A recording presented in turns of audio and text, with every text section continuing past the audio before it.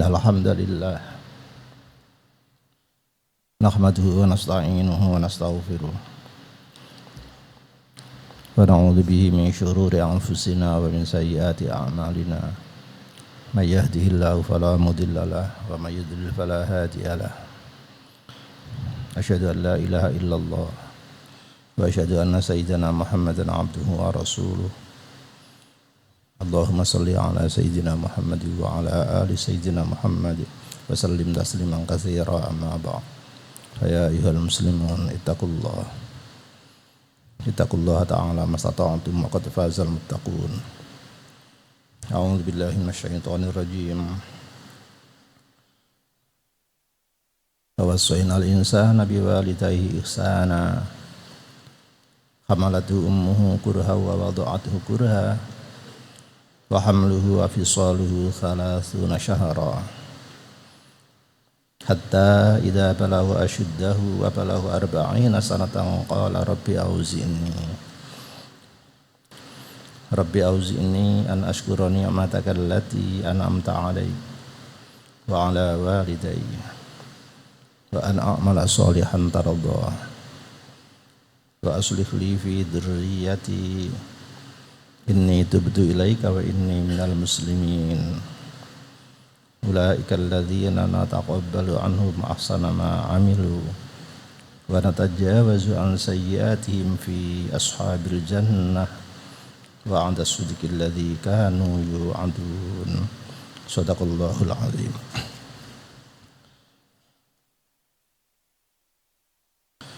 Masih membicarakan tentang panduan bagi seorang muslim yang sudah berusia lebih dari 40 tahun. Ada 6 panduan di dalam Al-Ahqaf ini. Umur 40 tahun adalah satu-satunya umur yang disebut di dalam Al-Quran. Disitulah justru kehidupan sebenarnya dimulai. Life begin at 40. Dan serial ini masih membicarakan tentang hidup berstandar Tuhan atau wa ana amala sholihan tardah. Bagaimana sih mendownload situs langit, berikhtiar beramal sesuai panduan langit, sesuai panduan Al-Quran. Kali ini arahnya adalah kepada kerja sosial, dakwah kemasyarakatan. Rumusannya adalah bahwa kalau ada kejahatan di sebuah lingkungan, pokoknya lingkunganku brengsek, elek, brengsek,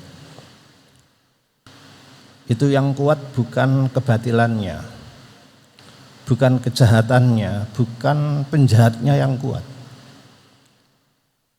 tetapi yang lemah justru agamanya, justru pemimpin agamanya yang lemah itu. Jadi sekali lagi bukan karena kuatnya penjahat, tapi karena diamnya orang baik di situ. Itu rumus kok.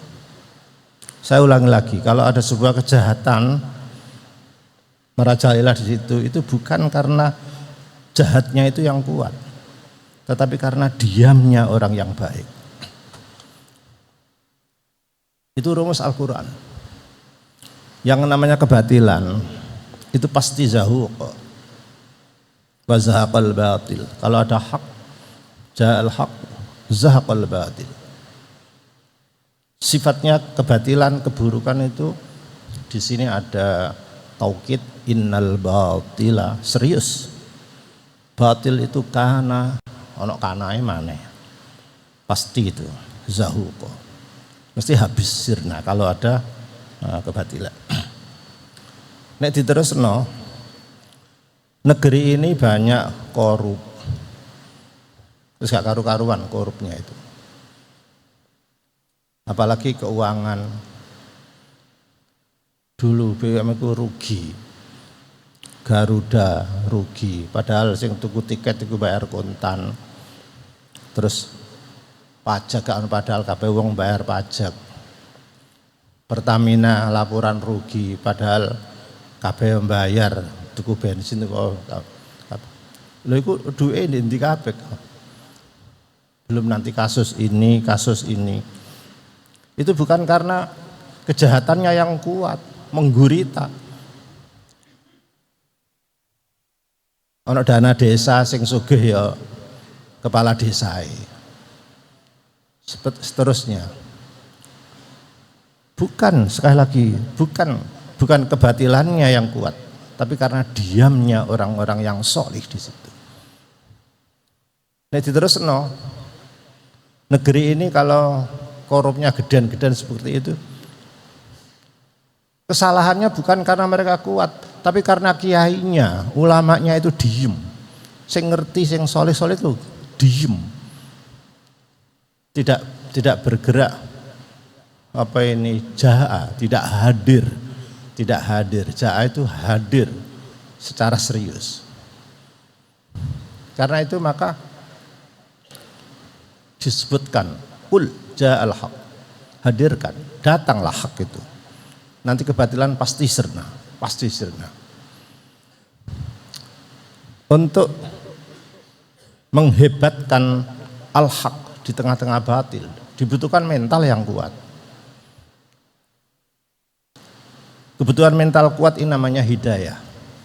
Mungkin yang paling cocok disebut hidayah yang sifat insting ghariziyah. Ayo tadi dipikir bareng. Kurang apa sih negeri Cina yang sangat korup? Kurang apa? Dihabisi, koruptornya dientekno, dipateni, selesai. Sekarang terbaik, termaju. Padahal di Cina itu gak ono pondok pesantren. Mana pondok tahfidul Quran, majelis ulama itu enggak ada. Tapi mereka mempunyai hidayah yang sifatnya insting yang bagus. Mana lagi Korea? Sama. Woe kafir-kafir gak ono ulama, gak ono kiai ini. Dek kene kiai ku rame ku paling menjelang Ramadan. Hilal pirang derajat. Rame perkara posoe mulai ini kapan? Bahsul masailnya banyak, iya. Tetapi yang terpenting itu tidak tersentuh.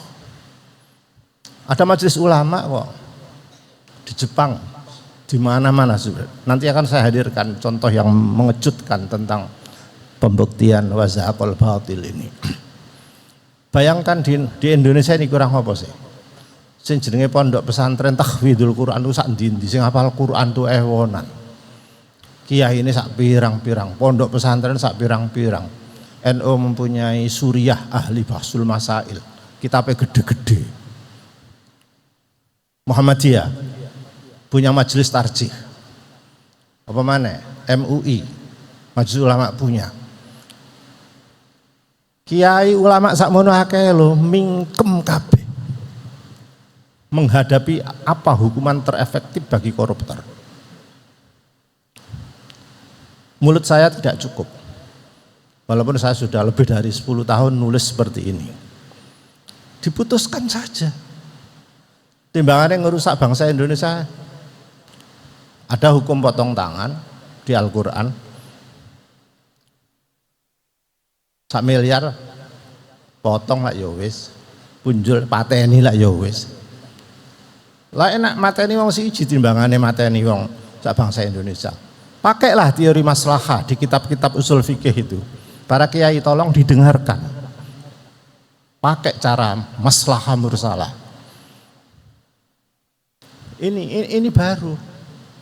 Karena itu maka ini mulai tahun baru. Bisa kok. Saya ulangi lagi, kejahatan itu merajalela bukan karena kuatnya kejahatan, tapi karena diamnya orang-orang yang benar, orang yang solih. Saya hadirkan contoh yang paling mutakhir. Saya mencatat di daerah New York, di Brooklyn, tepatnya di Stuyvesant. Di Brooklyn ini, di Stuyvesant ini ada 15 sarang narkoba, gembong narkoba internasional.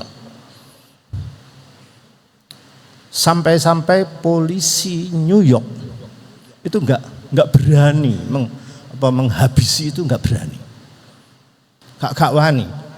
Polisi gak wani, kalah dengan geng-geng yang 15 ini, terus menyerah.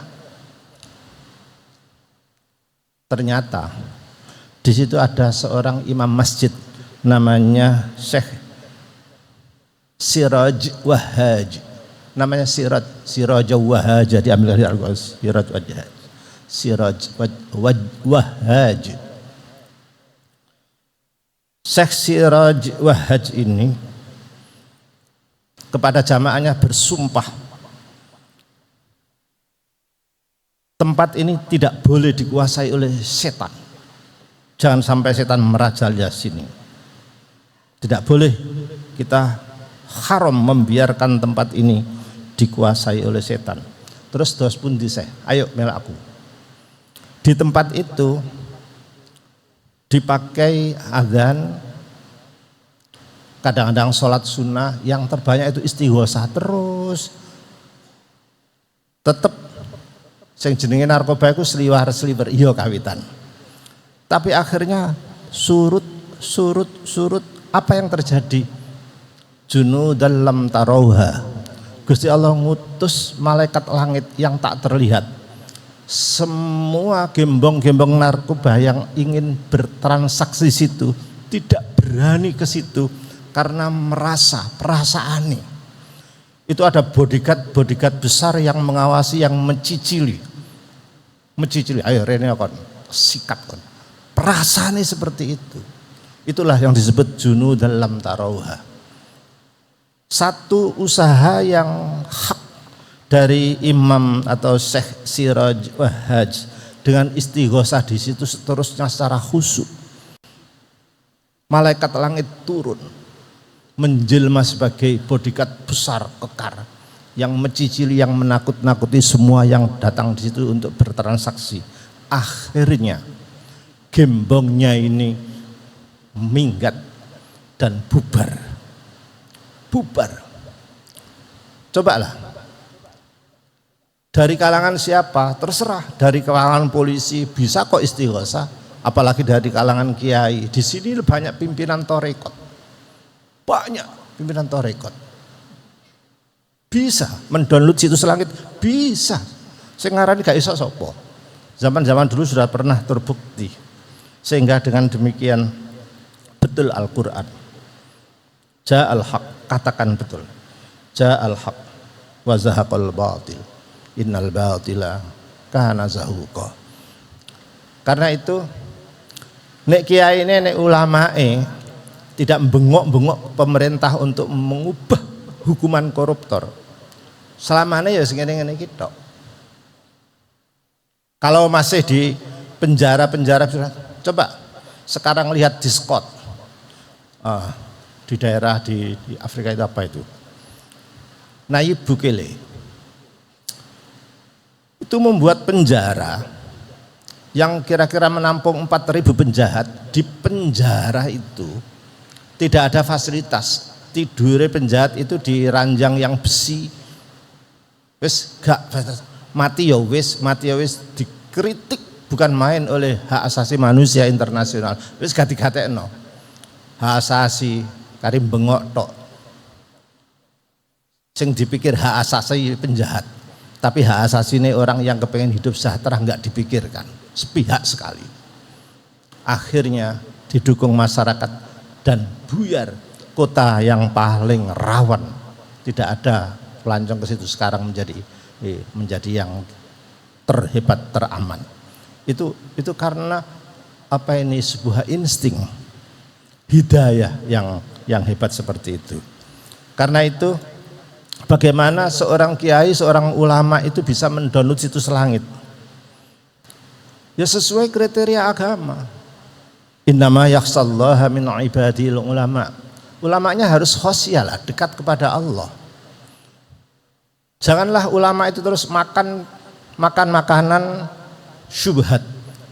Kiai harus mencontohkan, menghindari syubhat, makan yang halalan thayyiba. Beri contoh umat agar makan yang halalan thayyibah. Jangan yang subhat-subhat gitu. Nah kalau kiainya itu mau makan subhat-subhat itu terus akhirnya gegeran sekelompoknya sendiri. Enak iki kayak gitu. Makanya betul dulu ada ahli politik internal mengamati dia ini. Tapi omongannya nggak enak. Biarlah saya sampaikan di sini. Kalau ingin saya teruskan. Kalau ingin menghancurkan kiai, kalau ingin menghancurkan ulama, beri uang, kayak duit. Sudah ada contohnya di Al-Quran. Kayak duit, enggak seji. Setidaknya komitmen terhadap agama itu kendor. Untuk itu jangan heran kalau ada kiai-kiai gegeran perkara lahan, perkara tambang, perkara duit. Yaitu karena memang bukan kiai sesungguhnya, bukan ulama sesungguhnya. Khutbah ini pedas, iya, tapi berkatalah pedas kalau itu hak. Mudah-mudahan ada manfaatnya. Barakallahu li wa lakum fil Qur'anil azim wa nafa'ana bihi wa iyyakum lima fihi minal ayati wal dzikril hakim. Wa taqabbala minni wa minkum tilawatahu innahu ta'ala jawad karim malikum barur raufur rahim. Alhamdulillahi rabbil alamin.